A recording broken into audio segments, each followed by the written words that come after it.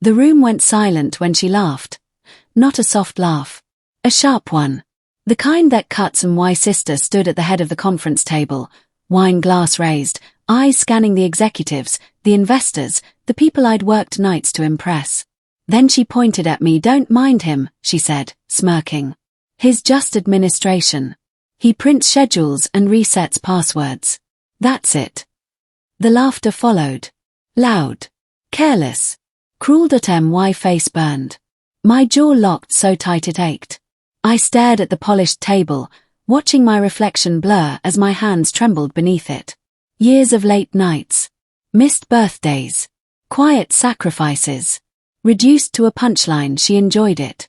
I could see it in the way she leaned back, confident, powerful, untouchable. She had the title.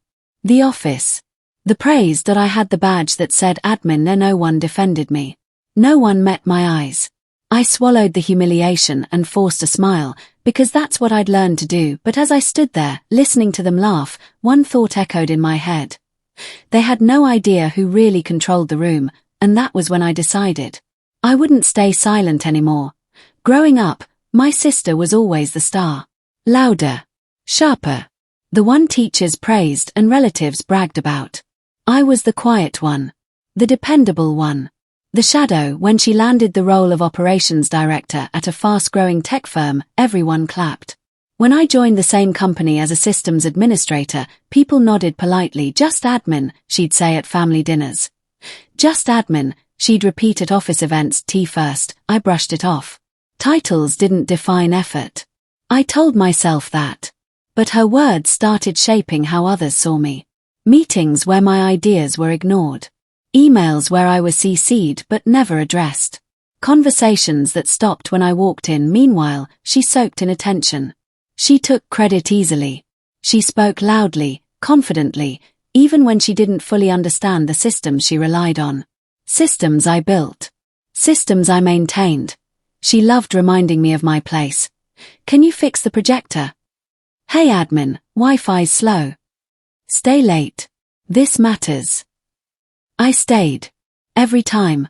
While she attended conferences and posed for LinkedIn photos, I was in the server room at 2 a.m., fingers numb, eyes burning, keeping the company alive. I knew every access point. Every backup. Every vulnerability. Still, she pushed harder. In meetings, she interrupted me. At company dinners, she joked about how I clicked buttons all day. The laughter always followed. The worst part wasn't the mockery. It was the permission it gave others. Colleagues copied her tone. Vendors dismissed me. Even interns smirked. I became invisible unless something broke. And when it did, they snapped their fingers and expected miracles. That night after the party, I sat alone in my car, knuckles white on the steering wheel. My phone buzzed. A message from her. "Don't be so sensitive. Learn to take a joke." I stared at the screen until it went dark. My chest felt tight. Not with anger. With clarity. She didn't see me as family. She didn't see me as a professional. She saw me as expendable, and the truth hit me harder than her words ever had. If I disappeared tomorrow, the company wouldn't last a week. That's when I stopped feeling small and started planning. Here's what no one knew. I wasn't just administration. I was the architect. The silent backbone.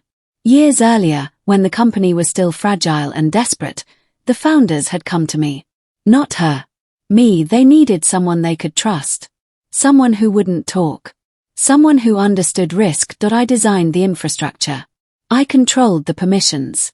I built redundancies only I fully understood. And buried deep inside the system was an emergency protocol. One that required my authorization, not hers. The week after the party, my sister's arrogance reached new heights. She announced a major product launch. Big promises. Tight deadlines. Press coverage scheduled. Investors watching closely. She never asked if the systems could handle it. She assumed they would. During a prep meeting, she smirked at me again. "Admin, just make sure nothing crashes. This is important." I nodded. Calm. Polite. Silent. Inside, my pulse was steady. Because I knew something she didn't. The launch relied on a security certificate that expired in 72 hours. I'd warned her months ago. Documented it. Emailed it. She ignored it. Normally, I would quietly renew it. Save the day.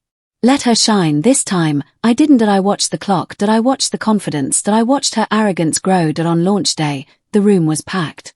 Media. Executives. Applause buzzing in the air. She stepped onto the stage, glowing, powerful, untouchable. The countdown hit 0. The screens froze. Then went black. Gasps filled the room. Phones buzzed. Panic spread like fire. She turned, eyes wide, searching for me. I stood up slowly. Straightened my badge. Walked forward. She hissed. Fix it. Now. I met her eyes. For the first time, she looked afraid. I leaned in and whispered, so only she could hear. You should have listened to the administration. And I walked away, straight toward the CEO. The fallout was instant. Brutal. Investors demanded answers. The press smelled blood. The CEO pulled me aside, voice low, urgent. I laid everything out. The warnings. The ignored emails. The risks she dismissed. I didn't raise my voice. I didn't insult her. I just showed receipts, screenshots, logs, timelines. Silence followed. The heavy kind. By the end of the day, the board made their decision. My sister was removed from her role pending investigation. Publicly, it was framed as operational oversight. Privately, everyone knew the truth. She found me in the parking lot that night. No audience. No laughter. Just desperation. You humiliated me, she said, voice shaking. I looked at her. Really looked. The confidence was gone. The power stripped away. You humiliated yourself, I replied. I just stopped saving you. A week later, I was promoted. Not quietly. Officially. New title. New authority. Respect I'd earned 100 times over. People who once ignored me now listened. The same voices that laughed now asked for guidance. As for my sister, she resigned. The company moved on. So did I. Here's the lesson I learned the hard way. Never mock the quiet ones. Never underestimate the people who keep things running. And never confuse silence with weakness. Because sometimes, the person you call just admin is the one holding all the keys. If you think justice was served, hit that like button and subscribe to Voice Revenge Story for more untold tales of justice. What would you have done in this situation? Let me know in the comments.